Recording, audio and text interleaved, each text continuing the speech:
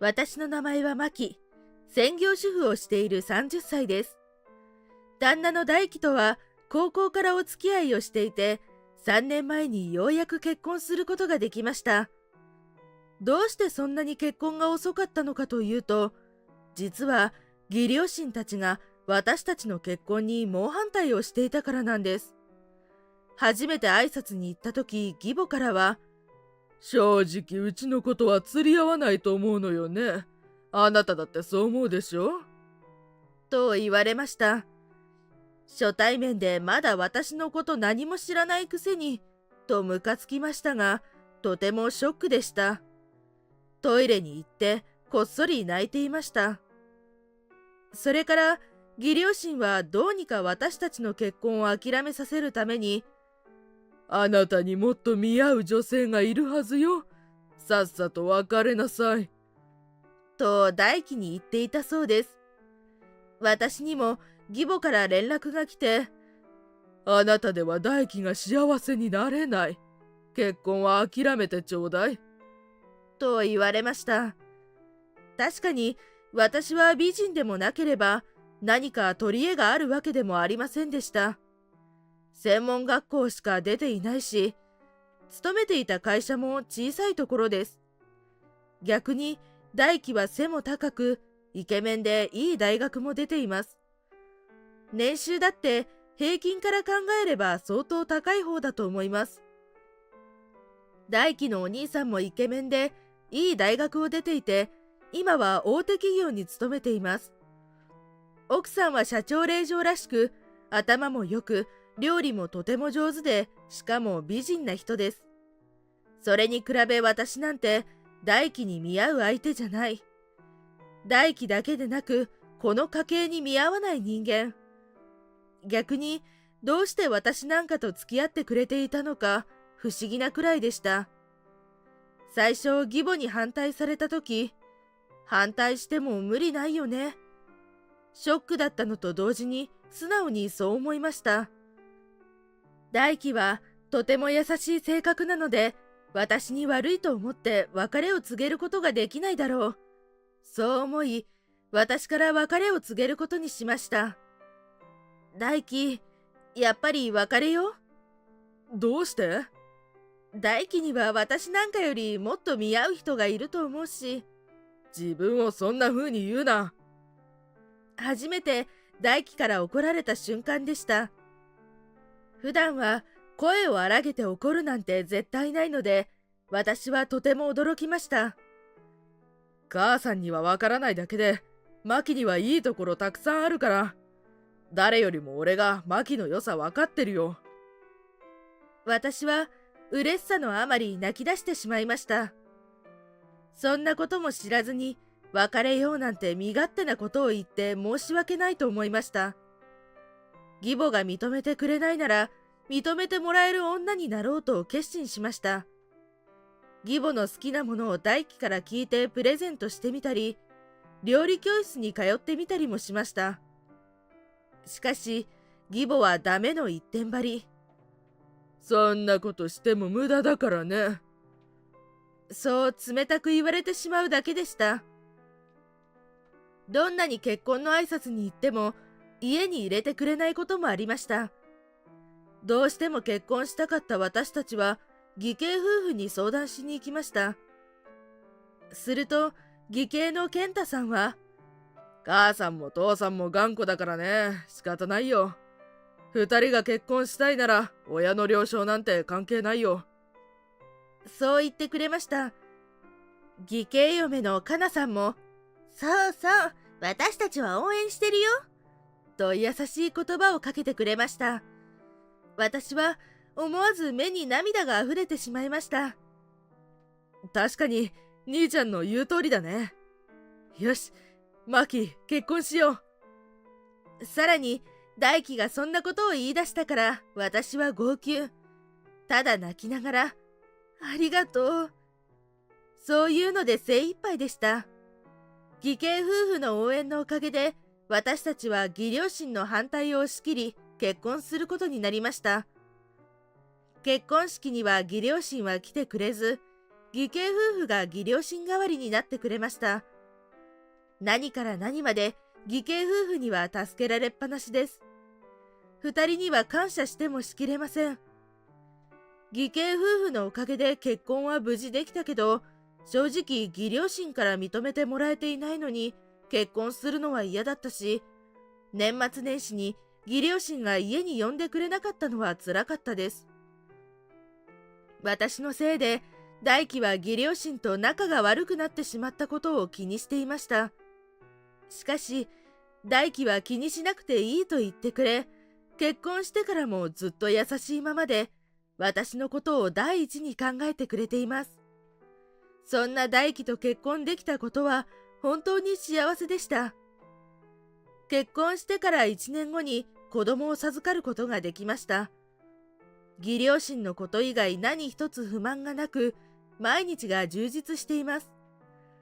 息子の和樹を出産してしばらく経ったある日、突然義両親が孫を連れてくるように言ってきました。大輝は一応義両親と連絡を取っていたみたいで、子供ができたことも報告していました。マキが嫌だったら行かなくてもいいよ。大輝はそう言ってくれましたが、私は和樹をきっかけに義両親と仲良くなれるんじゃないか、そんなことを期待して会いに行くことにしました。しかし、いざ和樹を義実家に連れて行くと、やっぱりあんまり可愛くないな。うちの家系はみんな顔がいいから、可愛くないのはマキさんのせいね。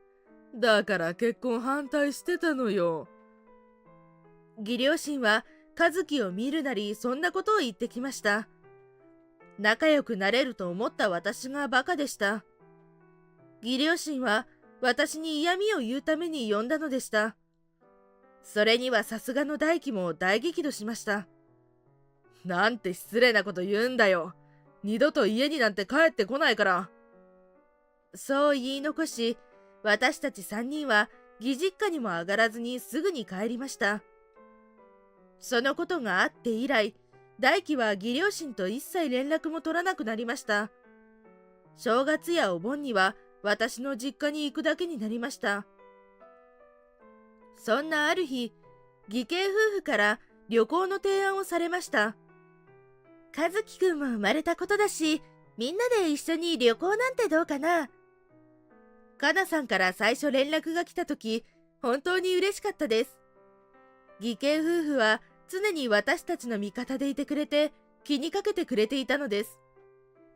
和樹ももう2歳になっていたし、和樹にとっていとこの翔太くんとも遊ばせてあげたいと思っていたので、2つ返事で賛成しました。健太さんと大輝は休みを合わせて、6人で遊園地に遊びに行くことになりました。子供たちも本当に楽しそうだし、何より私たちも旅行なんて久しぶりだったので、本当に楽しい一日になりました。翔太くん、今日楽しかった？うん、楽しかった。私たちの部屋で翔太くんと和樹が遊んでいたので、先に義兄夫婦が温泉に入りに行った時でした。突然のサイレンがホテル内に響き渡りました。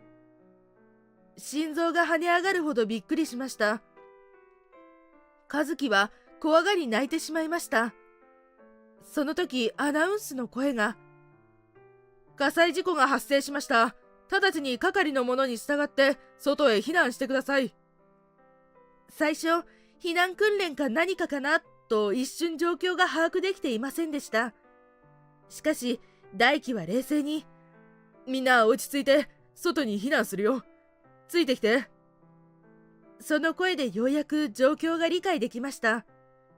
私は和樹と翔太くんの手を握り、大輝先導で部屋から外へ出ました。外へ無事避難することができ、安心していると大輝が、兄ちゃんたち探してくるから、みんなはここから動かないで。そう言い残し、人混みの中をかき分けていってしまいました。お母さんとお父さん。翔太くんは心配そうにずっとそう言っていました。その度、大丈夫だよ。きっと安全な場所に避難できたと思うから。そう言って慰めていました。しばらく経っても一向に大輝は帰ってきませんでした。火災事故といっても、たまたま火災報知器が何かの拍子に反応してしまっただけだろう。その時の私はまだどこか楽観的に考えていました。すぐ義兄夫婦と合流できて部屋に帰れる。人が多くて見つけるのに苦戦しているだけだ。そんな風に思っていました。しかし、消防車や救急車も駆けつけ、辺りは騒然としていました。一向に誤作動できたというホテル側からの報告がなく、次第に焦りを感じました。その時、誰かの「うわっ」という声が聞こえ、その人たちの視線の先を見ると、黒い煙が上がっていました。私はとても嫌な予感がしてきて、翔太くんの手を強く握ると、翔太くんも強く握り返してきて、泣くのを我慢しているのか小さく震えていました。本当に火災事故だったんだ。一気に心臓がバクバクしてきました。大輝の姿が遠くの方に見えたとき、少し安心しました。しかし、大輝のそばに義兄夫婦の姿はありません。兄ちゃんたちは救急車で運ばれた。大輝が真っ青な顔でそう言いました。私は周りの声が何も聞こえなくなりました。そんな、どうして健太さんとかなさんが。マキ大輝の声でやっと我に返ることができました。私たちは急いで車に乗り込み、みんなで病院に駆けつけました。病院に着くと、すでに手術中とのこと。私たちは待合室のソファーで座り、大輝が先生に容体を聞きに行ってくれました。とにかく翔太くんのことが心配で、大丈夫だよ。そう何回も声をかけ続けました。翔太くんは暗い顔をしながら、うんと答えるだけで、また泣くのを我慢して震えています。しばらくすると大輝が帰ってきました。真っ青な顔でうつむきながら、ふらふらと歩いてくる大輝を見て、私は涙が止まりませんでした。落ち着いて聞いてくれ。二人とも助からなかったらしい。その言葉を聞き、翔太くんも泣き崩れました。さっきまで我慢していたものが一気に溢れたんだと思います。しかし、翔太くんが涙を見せたのはその一回だけでした。葬式中もずっと涙を我慢して、一生懸命両親の死を受け入れようとしている姿に、私は泣いてしまいました。翔太くんは我慢しているのに。最初、翔太くんは私たちが引き取ろうかと話をしていたのですが、義両親がどうしても面倒を見たいと言い出しました。義兄夫婦は翔太くんを連れてよく実家に帰っていたようだし、翔太くんも義両親たちに懐いているみたいだったので、任せることにしました。去り際に義母が、あなたのこと家族だと思ってないから、葬式にも来ないでほしかったんだけど。そんなことを言ってきました。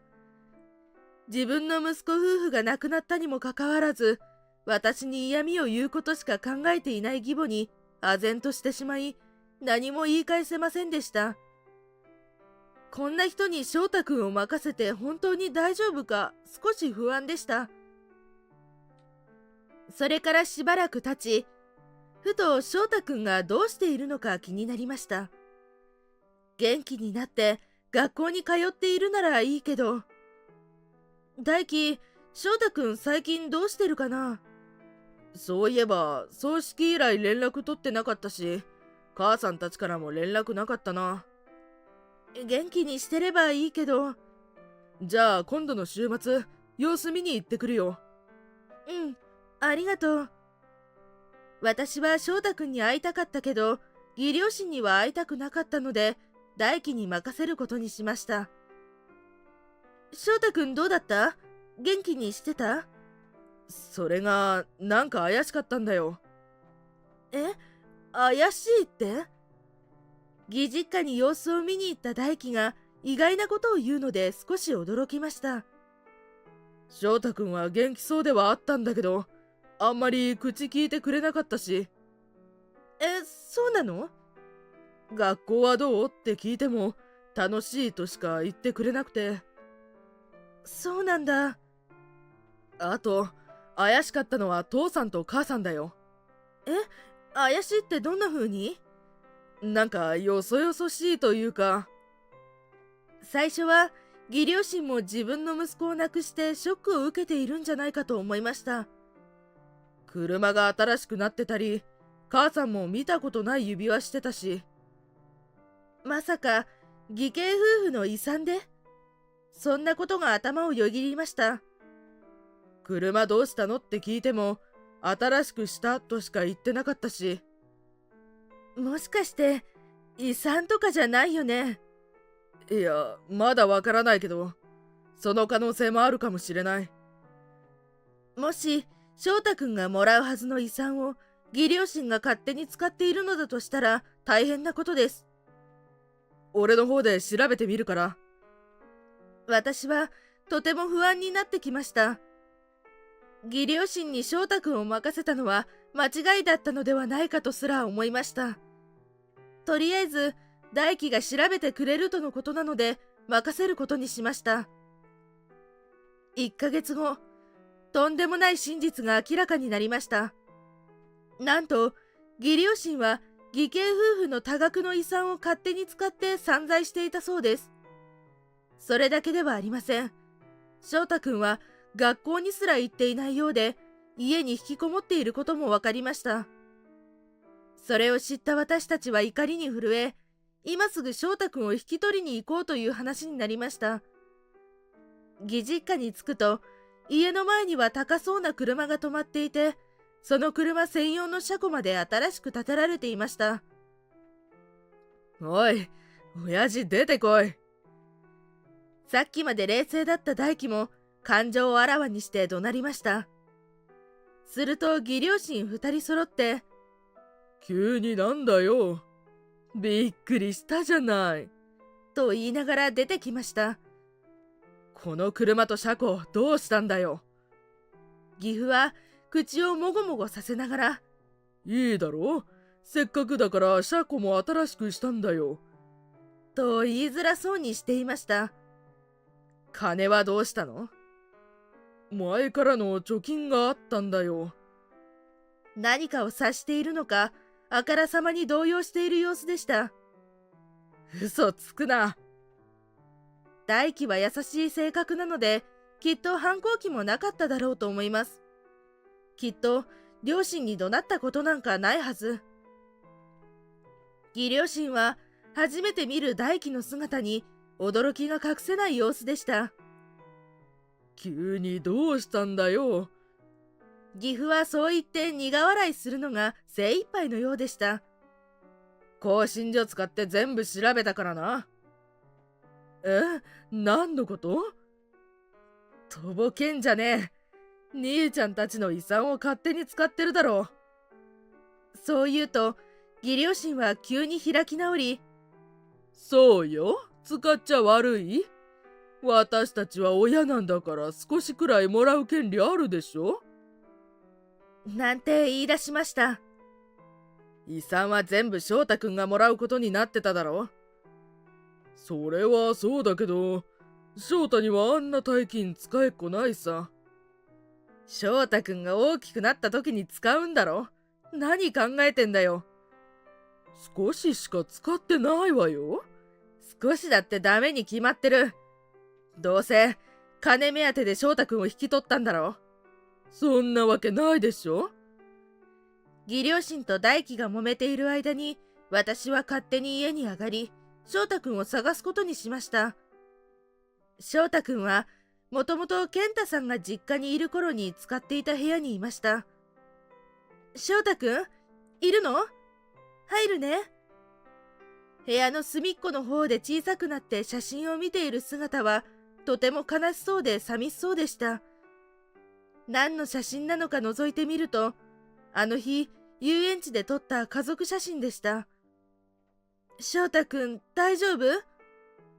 そう私が声をかけると、うん。と一言だけ小さな声で返事してくれました。私は翔太くんを抱きしめました。その時、とても痩せていることが分かりました。私たちと一緒に住まない？和樹も会いたがってるよ。そう言うと、涙を浮かべながら小さくうなずいてくれました。私は翔太くんを抱っこして玄関へ向かうと、大輝と義両親はまだ怒鳴りながら揉めていました。翔太くんは私たちが引き取りますから。私がそう言うと義母は、何を偉そうに。あなたは部外者でしょ？引っ込んでなさいよ。そうだぞ。そもそもまだ結婚認めてないんだからな。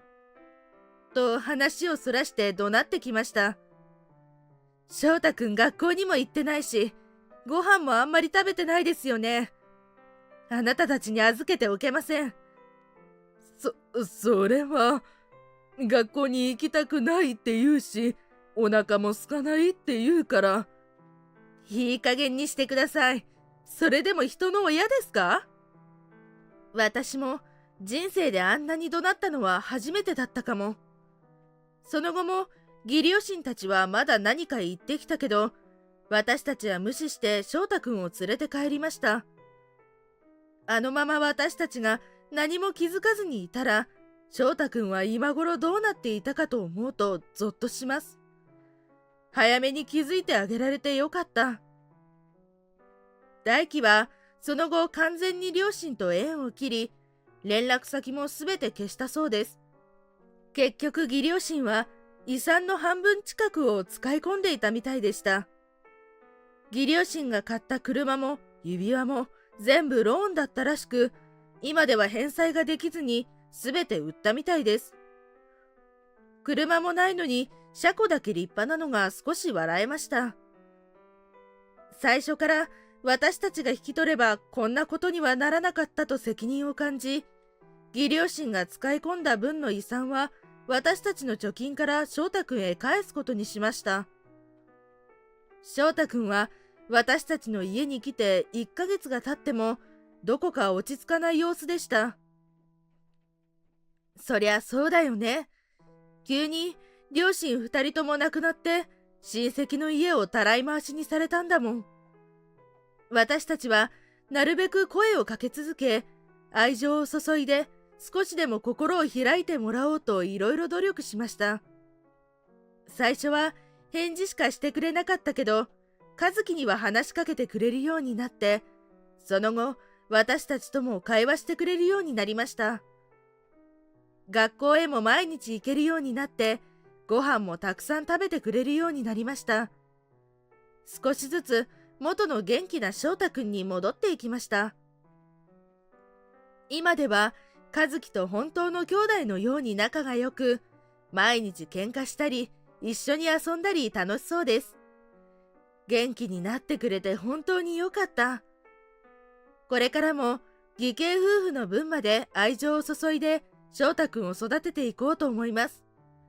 そして天国にいる2人が少しでも安心してくれればなと思っています。